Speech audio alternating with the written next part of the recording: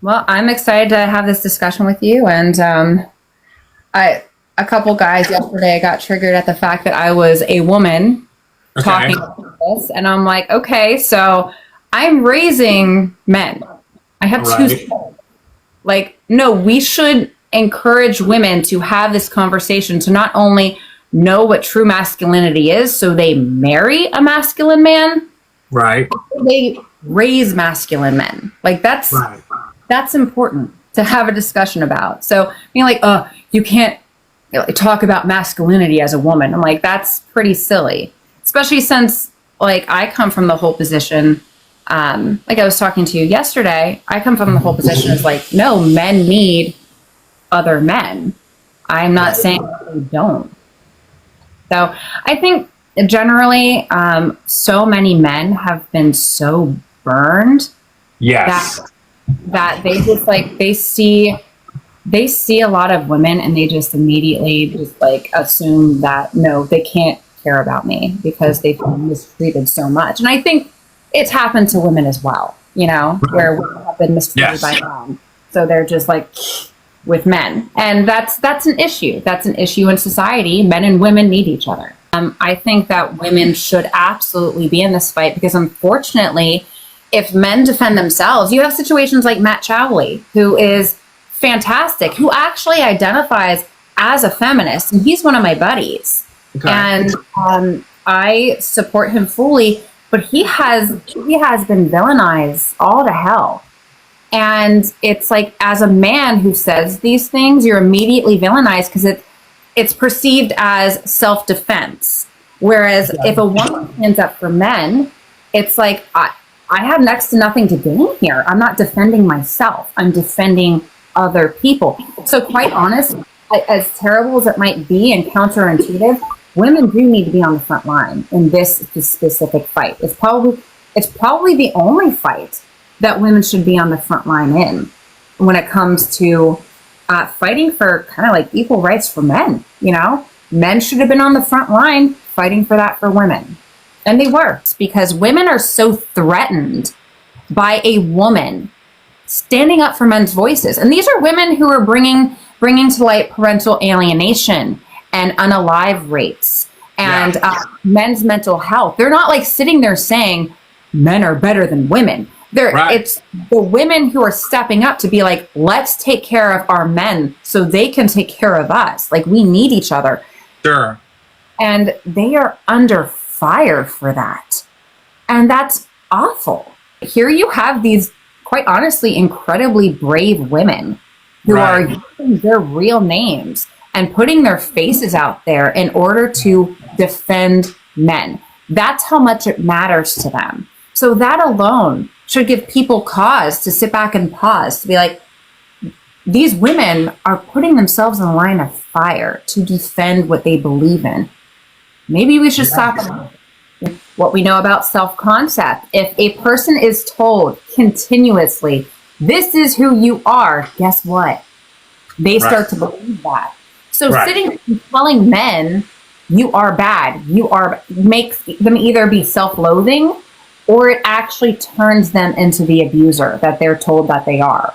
Turning men into what we tell them we expect of them. So why aren't we telling men we expect them to rise up and lead and defend women and protect women? And why aren't we giving our men that kind of like motivation? Why are we just telling them we choose the bear? Like, because Right. that whole thing, oh my gosh, I know we didn't touch on that, but No, that's fine. that was, it was kind of like with the Me Too movement that happened years ago.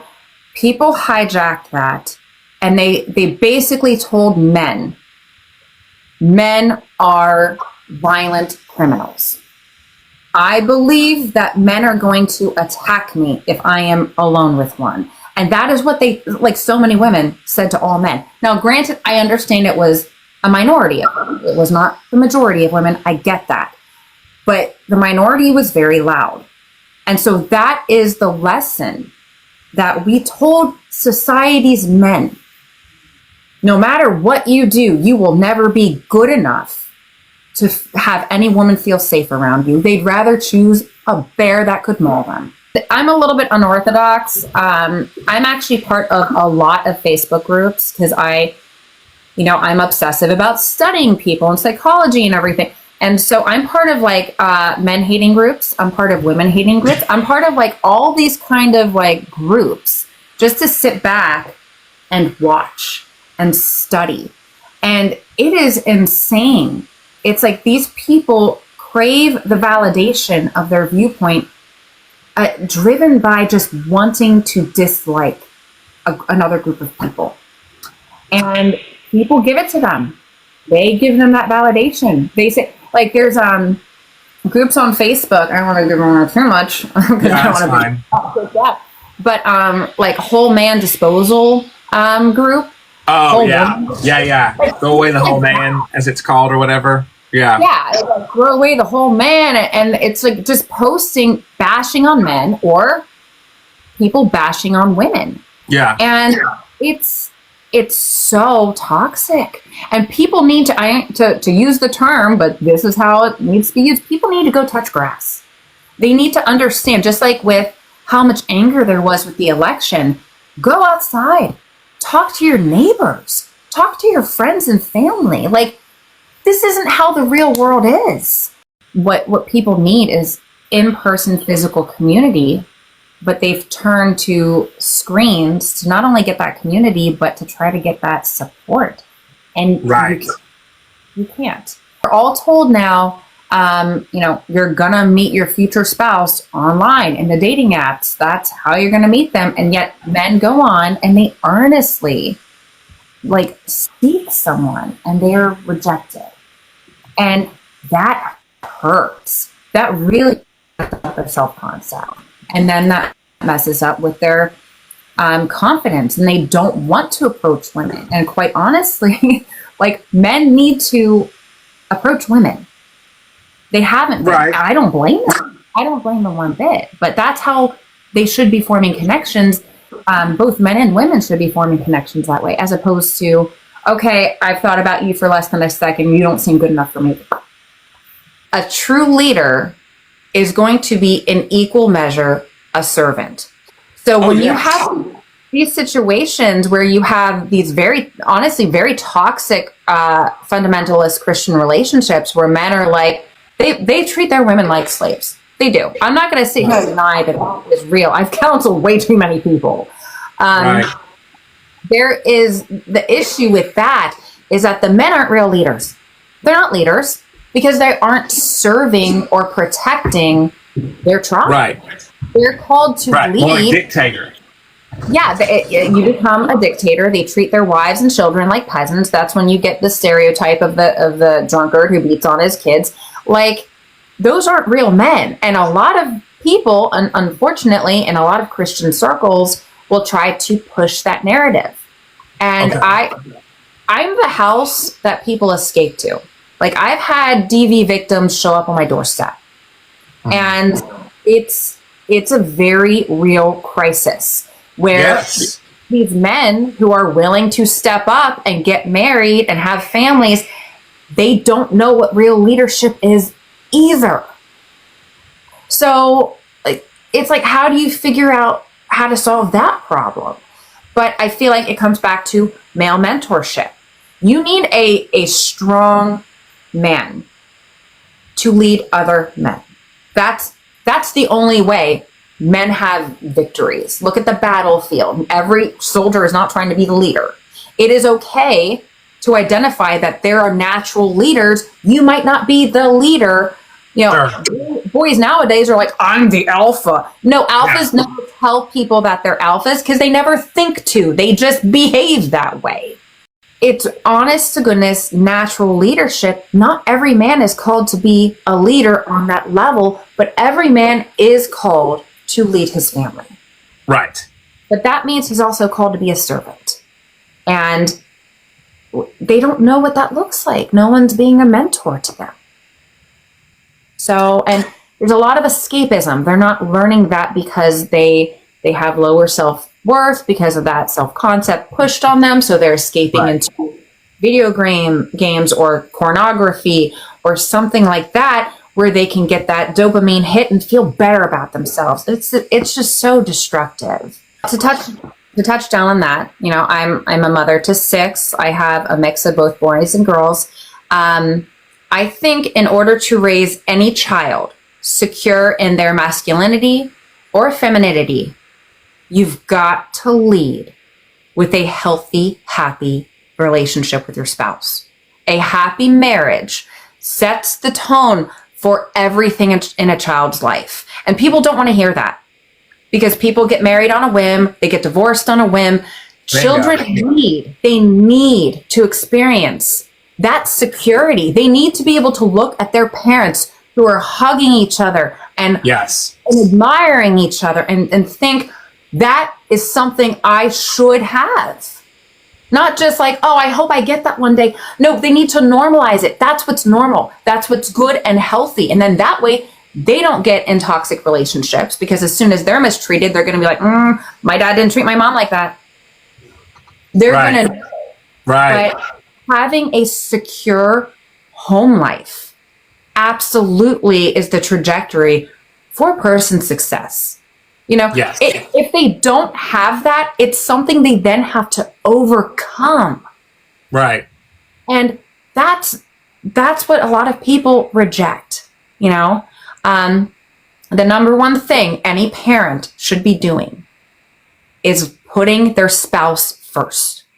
Children of divorced couples are like so high up there percentage-wise likely to get divorced themselves, because they don't see what a happy, healthy relationship is.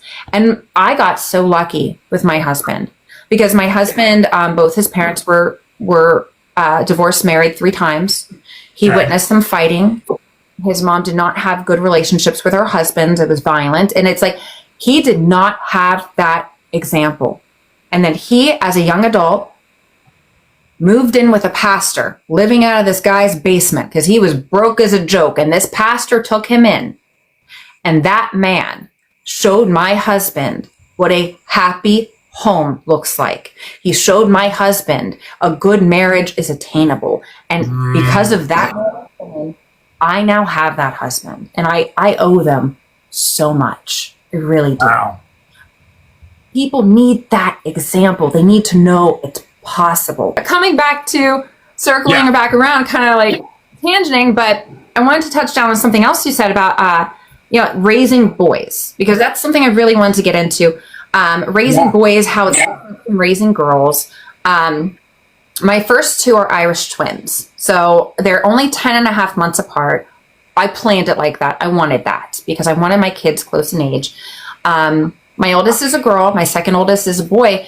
And my second oldest, my first son, he is projected to be 6'5". He is one of those guys. He's very, very intelligent. He's very charismatic. He's very caring. He's going to be he is going to be the heartbreaker. And he's going to be very big and strong and intimidating. And I've had conversations with him at length about, you are given this. These are gifts. They're gifts. You must use them for good. You must use them in a healthy, masculine way. You stand up for people. You use your power and your strength to defend others. They need to be taught. You are physically stronger than women because you're supposed to protect them. Women are angry. And I see that, and I don't blame them at all. I do not blame women at all for being generally angry, because men aren't making them feel protected. Sure. So it's like, but the thing is, I don't think that women are necessarily afraid of men. I wouldn't argue that, because if any oppressed group feels authentically oppressed, they're afraid to speak out against their supposed oppressor. They are. If a person feels oppressed, they're not going to approach that person and slap them in the face. They're just not. Because they're afraid. I think women on a deep subconscious level, maybe even conscious level, know how much power they have, because your modern American woman has more power than any woman ever in history. And we feel that. We know that we control society. Women always control the pulse of society and the pulse of relationships. They know that. That's why you see this whole 4B movement, where women have perceived their control and are weaponizing it, if you will. They're not afraid of men.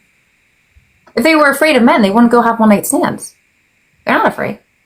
And I think women want to feel protected by men, and they're angry that they don't. And I think on a deep level, women are confused.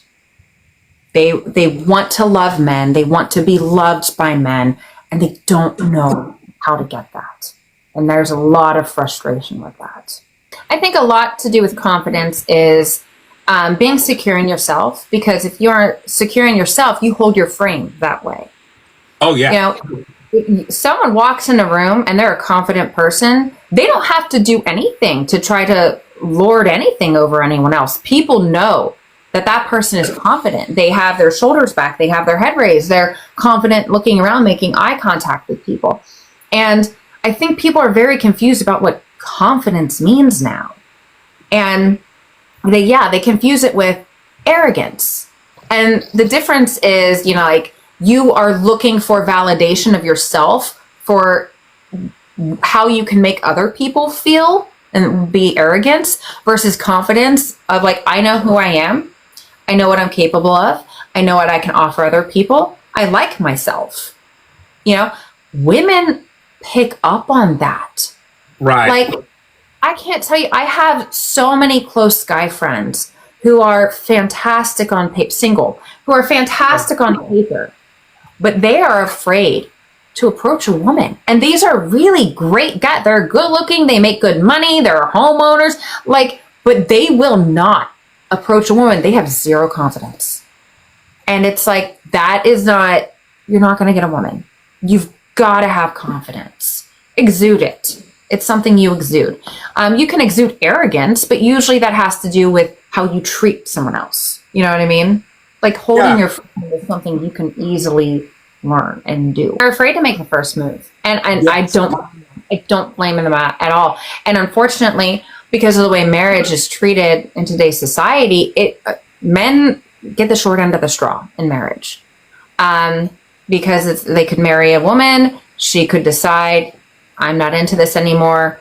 His retirement is half gone. His house is half gone. Like, he's alienated from his children. Like, it's hell if a man gets into a relationship and the woman decides, I'm not into this anymore, because the law does favor women greatly. And so it's like, okay, they have to overcome that. And right. I think men need to be taught what kind of woman to look for. I can't believe you said that. I was just thinking, yes. Because it's like, you need to find a partner, man or woman, who has specific, unshakable values. And a lot of those values are what define their masculinity or femininity. And that's just how it is. If you have, you know, a man who like is not exuding authentic masculine values, he is not going to treat her. That's just how it is. Right. And that's where it comes back down to, like, the people who want to lead but not serve. Right. The same thing with women. If they are not exuding specific femininity, then it's like, how are you going to be able to trust her to have the certain values that you're looking for in a wife, to really stick it out and go long? But it comes back down to, a lot of people do not want to embrace those values. They want the fruit, but they don't want the roots. And that's not how that works. That's why I'm a really big advocate for not having that kind of intimacy before you're married. Because when you're married, you are committed. You've said before, right, God and our government, that this is the person you're choosing. If you muddy the waters and make a infatuation that much stronger with that kind of intimacy before commitment, right, then it's always a losing game, because like you said, you get attached to that, and you are so much more willing to ignore red flags. Coming back to men learning assertiveness and everything, women aren't happy with unmasculine men. They're told that you should look for a man who lets you walk all over him so you can get whatever you want. Just get a guy who's going to say, yes, dear. Those women are always miserable because no woman wants to be with a man who is not capable of defending them. They don't. Women want to be with men who will support them even in a way where it's like they're willing to say, that is not good for you. You need to stop this. You know, men who are willing to risk their wives getting mad at them because they love them that much. And I can't tell you how many times I've seen these women, they'll marry men who have money and they're like, I have it all. I'm just not happy. I'm not attracted to him, And it's like, it's because they're not confident. It's because they don't exude masculinity in a way where it makes women feel protected. Right. You know? Providing is so much more than monetary. Yes. It really is. Like, you know, that is part of providing, but men need to provide women with, you know, like security and feeling like loved and cherished and everything. And if men just have this personality of like a wet blanket, like, yes, dear, women aren't happy, but that's what they've been told to marry. And everybody else is just an incel. It's ridiculous. One of the things I do with my kids is if they have a conflict, no matter what kid it is, they need to go to the person they have a conflict with and have a conversation. And I will raise all kinds of hell if I hear that the other one did not want to hear that the first one is upset. If they don't, the next step is they pull in a sibling to be mediator. And that sibling needs to mediate to that other sibling. This is how she felt. Do you understand? Make up. I'm actually a last resort. They come to me to be like, okay, they really won't listen. They actually need a firm hand here. Sure. And I'm very focused on boundaries and consent and all that kind of stuff. Like I use that a lot. Those words a lot. Just before this live, my oldest daughter said to her younger sister, like, I don't like it when you sit next to me like that, like breathing, like watching. And she's like, but I want to. And I'm like, your sister let you know in a nice way what she felt. She created a boundary. You now respect it. You now give her that space because she communicated that clearly and nicely. And that is what I expect from all of my kids, no matter their gender. And I think it's really important that parents encourage their children to identify what their problem is, regulate their emotions, understand that nobody else is responsible for their emotions, and then they go to that person and have a conversation. Because I don't want my kids to be afraid to have a frank conversation with somebody else. And then that way, they not only have the built-in support system of each other throughout their lives, but they know what is normal and healthy. They know if they go to someone and they try to have that kind of conversation with them and that person stonewalls them or mistreats them, they're like, oh, okay, I don't want this. Right. I did what I was supposed to do. You know, and then that also helps foster their future relationships, because if they have a problem with a friend, I expect them as adults to go to that friend. God help them if I hear that they start gossiping. Like, I'm like the strong hand when it comes to that. Oh my laced hand. Let's not forget. Like, you have to have integrity. Like, and that comes back down to masculinity. I was having a conversation with my daughter on the ride home from my niece's house, and I was talking to her about authentic masculinity.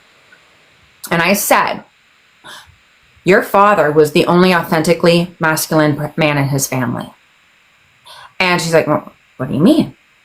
And there were several situations where I was mistreated my husband was mistreated by the matriarch of the family. And none of his brothers or brother-in-law took that woman to task. But, and it was heart-wrenching. My husband basically raised his younger siblings, and he had a best friend and his older brother. None of them went toe-to-toe with that woman who is no longer part of our life. But anytime my husband witnessed anyone else mistreating his family, he was the one that stood up. And he stood with integrity. It wasn't like, you're doing this and I don't like it. It's, this is wrong. Stop it. You are not treating them like that. So get a little bit personal. My mother-in-law sent a save the date to me and my husband for my sister-in-law's wedding. And then we were just uninvited. They didn't say anything. We were just uninvited. His brother, he had two brothers and a new brother-in-law who should have turned to this woman and said, no, you do not treat this person this way because he did nothing to deserve it other than you decide not to like him. You do not treat his wife this way. No. These men, wonderful men, love them so much, very kind. They are weak. It doesn't matter how nice you are. If you do not stand up and defend other people and you stand on integrity, you are a weak man. Point blank. And my daughters, because of my husband and because of their brothers, they will not ever be with weak men. Right. That's not going to be something that they have to worry about, because they're going to be attracted to authentic men, because that's how the men in their lives act. My daughter never has to fear that her father or her brothers won't stand up for her.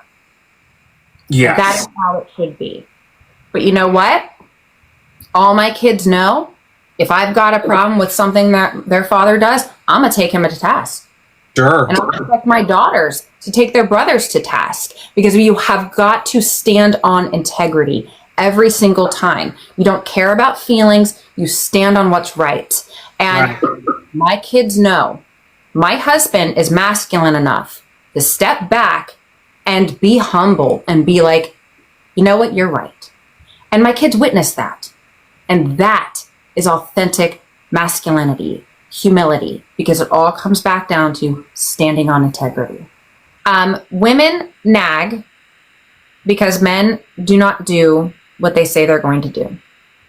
And you have to step back and you have to ask why. Why are men not doing that? And there's a lot behind the surface with that. Let's take example. It's time to take the trash out. Men, well, I don't need to be reminded that. You're not my mother. You're not, but it's like they forget women are the generals of the household. They're running the household. They're taking on all of that mental load. That is real. If a woman tells you, hey, this is something I need from you, she's not doing it to control you. Usually she's not doing it to control you. She's not doing it to nag you. And a lot of times men will fall into that escapism because they're expecting some kind of rejection. Right. And that brings me back to another parenting thing I do specifically to counteract that. If our kids come to us and confess something to us that they've done wrong, we do not punish them. Wow. I love that. I'll give you an example. A couple weeks ago, we limit our kids' screen time. I'm very anal about that. You know that. We limit their screen time to an hour a day, and it's supervised. They're in the same room with a parent. My 10-year-old son at midnight came into our bedroom. We're night owls. At midnight came into our bedroom crying. And he confessed to me and his father that he has been sneaking his tablet and he has been watching YouTube shorts. And he said, I keep trying to stop and I can't.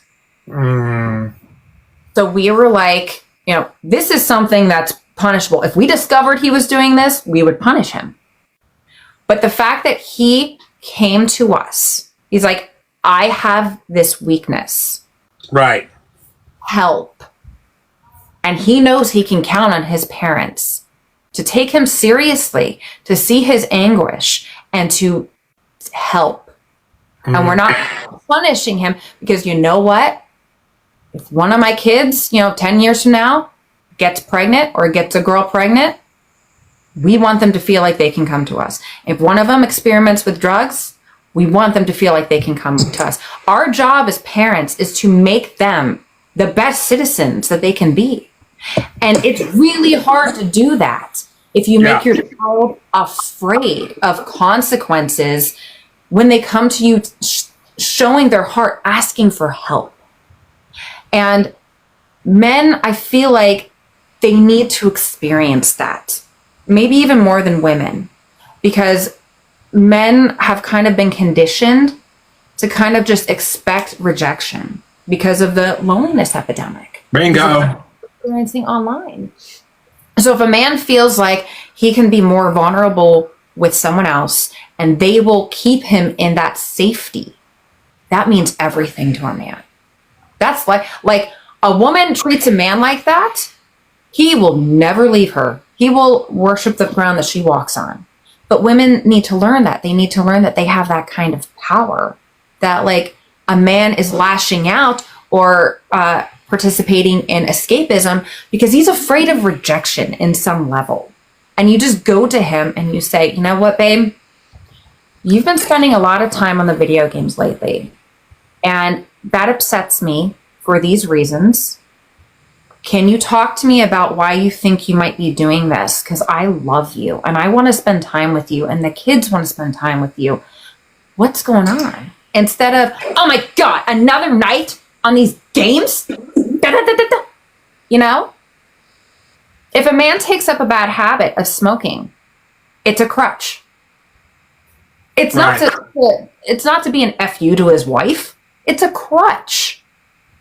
So it's like if a wife approaches him like, what's going on? How can I help? That's the kind of support men need. It's what they're craving. When you become a parent, it really is when you choose to procreate in that act with someone else, you are saying yes to a lot more than you realize. And if you happen to get pregnant, you are saying yes to becoming the best version of yourself for the purpose of raising another human being who will make society better. Like, there's so much power in that act, but there's also so much responsibility.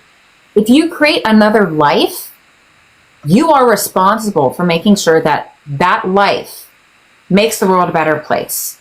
Yes. And a lot of times people, they don't discuss when it comes to parenting that a huge part of it is defeating your own demons. It's defeating your demons of rage. Demons of trauma. Because, like you said, it's generational. You've got to, because you need to pour everything good that you can into that younger person, because that's what you're offering the world. That's how you're going to break like curses here. My future daughter-in-laws are going to have great husbands. Like, I think about that a lot. I think about that every day, about the kind of spouse my children are going to be. And I'm like, my son, he cleans and he does laundry. And all of my kids have learned not only leadership, but serving and putting each other first. And they are going to be phenomenal spouses. I really, really care about my future daughter-in-laws and son-in-laws. I really care about them. So like, here, you're going to give me the gift of grandchildren. I will give you the gift of a perfect spouse. Here we go. And that's where I think a lot of mercy comes in. I've been for years advocating for mercy for people who have personality disorders, who would have hurt someone else. And it's one of those things where, like, you wouldn't expect someone like me to advocate for that, because I've unfortunately been the victim quite a few times with people with severe personality disorders. And that's a whole other live, oh my gosh.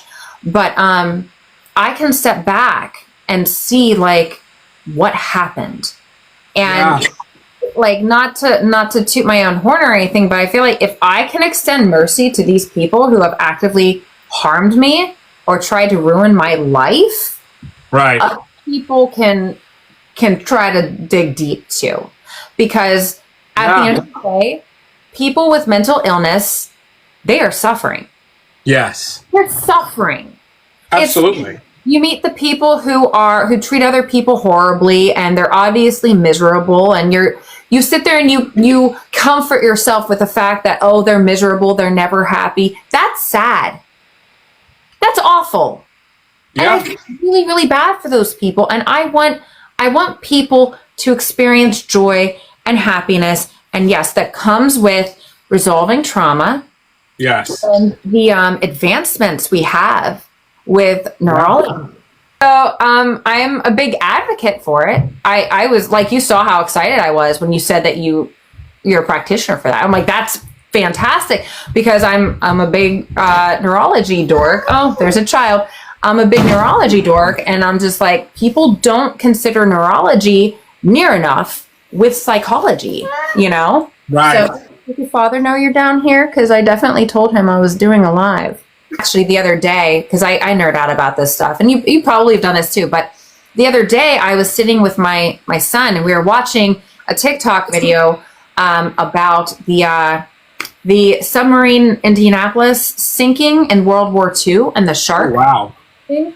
So that was like history. I was showing him that, and I was showing him an interview with one of the vets, and I had to stop the interview and go back, and I'm like, okay, you're going to see him have a PTSD episode.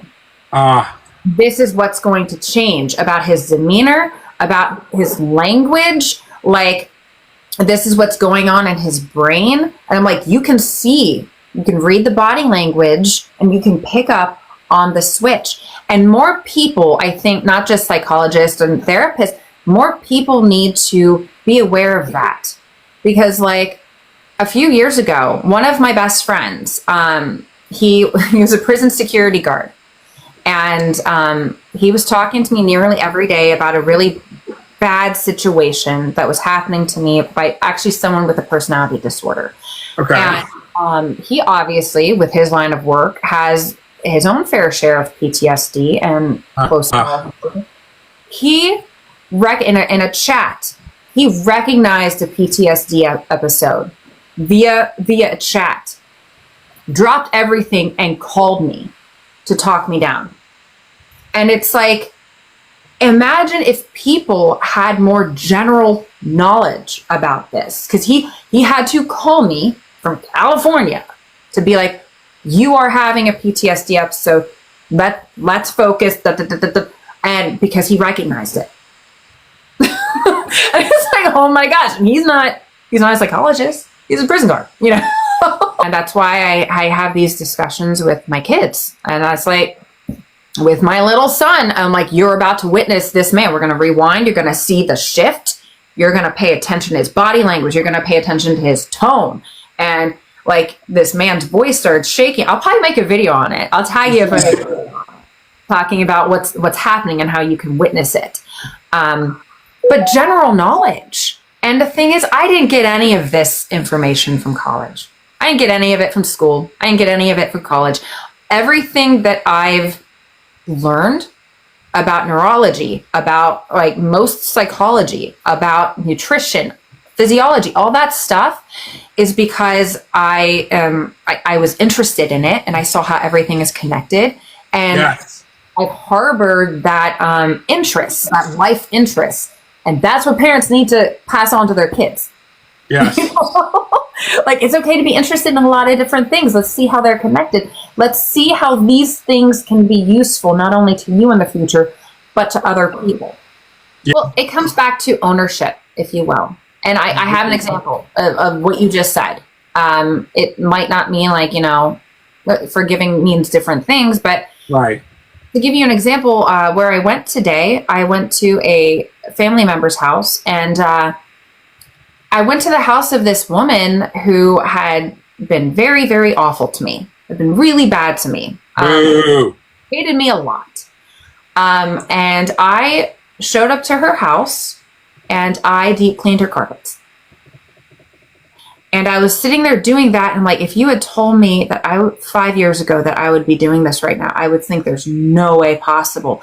But there's such strength and ownership of your response to other people, because that was a big step for me to do that kind of service for this person who had really hurt me and had harmed me in very tangible ways. But to do that, a tangible act of love and service for no other reason than just to do it for them, that's empowering. You've taken power back, and this woman, she had like no animosity towards me today. And that was a big step, not only for her, but for me. But that's something I had to work for. I had to work to get her to that point where she looked at me and she didn't have animosity for me. And you know what? I liked that. That is okay for that to be personally fulfilling, to feel like I made that happen. I think it comes back down to knowing you're not doing it for any kind of gain and being like, because I was surprised today by the lack of animosity. I went expecting animosity because the last time I interacted with this person, I had a somatic reaction. My stomach hurt so bad. When I was leaving her house, I called my husband and I was like, if I thought I was pregnant, I would take myself to the nearest hospital thinking I was having a miscarriage. It was that bad. But this time, that same pain, I recognized it started creeping up, and I did grounding techniques, and I understood like where that came from, a sense of like trauma and panic. And I was like, no, hold your frame, and you are going to do this no matter what. And no matter what the reaction is going to be, you're doing this, and you're going to do it with a joyful heart. And you do not need any kind of response from this person, because you aren't doing this for any response from this person. You're doing it because you're growing as a person, and it's the right thing to do. So the fact that like our relationship is kind of looking towards mending because of this, that is empowering, because it's like that was not going to happen on its own. We're talking about someone who was like hated me for 15 years. So it's taking steps to make something happen. And at the end of the day, whether or not someone's reaction is positive or negative, knowing you stood on integrity, that's what matters. That is the only thing that matters. Feelings do not matter. Integrity is king. At the end of the day, integrity is what gives you the life that you want. No matter the setbacks you have, if you have integrity, you will be the kind of person you want to be. You will attract the kind of person you want to attract. You will raise your children into productive citizens who don't treat you like garbage. Like, at the end of the day, integrity is king, and it will lay the pathway for your happiness and to make society better. And there's a lot of sacrifice with that, and people don't like the sacrifice because they haven't modeled for them in a helpful way. But that's what's necessary. So people need to not rely on their feelings and just focus on what they know is true. And having a wife who is supportive in that way is really important, instead of being the kind of wife like, you need to go touch grass and get friends and da. Sometimes you might have to facilitate it. And that's what comes back down to, that's the kind of man women want. Women want men who will see them in that situation and facilitate a solution. They want leaders. They want people who care enough about them to be like, here is your problem. I will find a solution for you. And that comes with assertiveness. And men rising up and being leaders instead of taking the easy way out. Because the easy way out causes so much trauma for so many people because they're not standing on integrity. And then you have situations of people in family units are not taken to task because too many men took the easy way out and did not want to experience discomfort at the hands of other people. And it's like, no, man, men need to make a change. And in order for men to make that change, I'm going to just say it. The first thing they need to do is get their hormones checked. Okay. They very likely have low testosterone. Not just because of them, but all men, comparatively to 100 years ago, men compared. Yeah. And it has a lot to do with the endocrine disruptors and food and plastics. It's not their fault. But they need to go get their testosterone checked. And then they need to hit the weights. So. Well, it makes them feel capable because they're going through something stressful. They're going through something that hurts, but they are seeing the tangible gains from that suffering. And that on a subconscious level, which I know you know, builds them up. And they look better, they feel better, and they start attracting chicks. Forcing myself to get outside my comfort zone in a lot of different ways has it's what's given me the life I wanted. You know, it's what's made me into the kind of person I knew I was called to be. And it's helped a lot of other people. So rising up to the level that I needed to it's changed everything. And yeah, I had to fight my comfort. The first time I made a video, I was so scared. And this was like a video where it's just one-on-one, just my phone. It wasn't even live. I sat for 30 minutes without saying a word 5 years ago. And now I'm doing a live with you talking about, science and sociology. Love it. I had to grow. I am not naturally charismatic or anything. And I've, not to toot my own horn, but I've become that. And it's by forcing myself to be that. And it's ironic because I forced myself to be that in order to facilitate other people making their life better. I don't know how to end this. Is it the X in the upper right corner? We're going to do that. I don't see an X in the upper right corner. Okay. Everybody just go away.